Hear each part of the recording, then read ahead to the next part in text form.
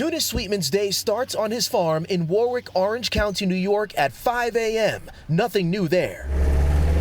But Tunis and his family are now working harder than ever. It turns out the dairy half of their family business is indeed suffering. On the dairy end of it, it's been a negative. The price that we're projected to receive is supposed to drop drastically. But the grass-fed Angus beef operation is flourishing, even during the coronavirus pandemic. Fortunately, we have the retail end with our beef, our vegetables, our eggs, jams, jellies, etc.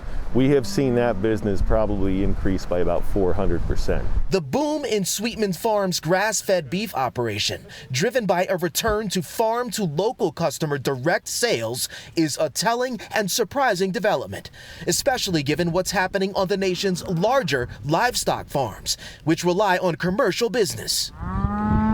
Those larger farms supply meat to corporate-owned processing plants, which are now riddled with spiking coronavirus infection rates.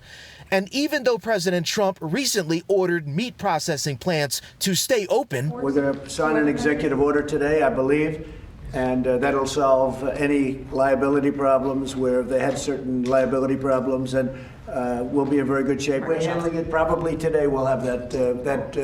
It's a roadblock.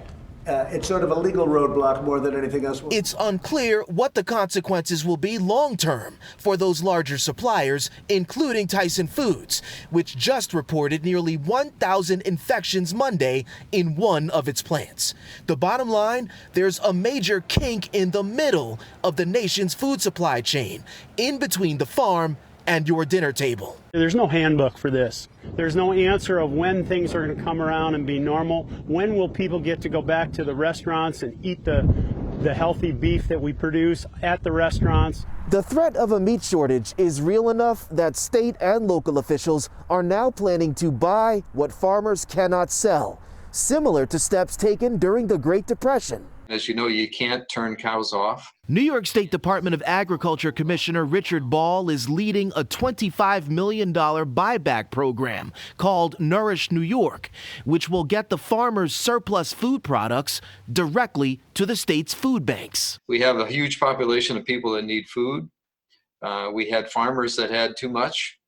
And one of the things that the governor and I talk about every time we talk is connecting the dots between those who produce food, those who need it. At the end of the food supply chain, wholesalers and grocers, including Costco and Kroger, recently announced limits on the amount of fresh meat purchases per customer. The last 2 months, when we get the meat back, it's virtually gone in a day or two. But back on the farm, the old mantra, get big or get out, is now out of fashion.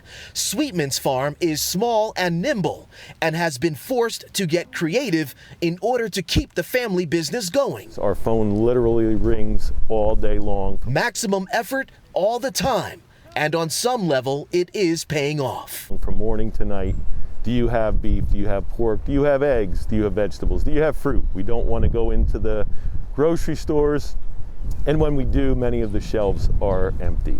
Not here. No, not here. Jay Dow, Pix 11 News.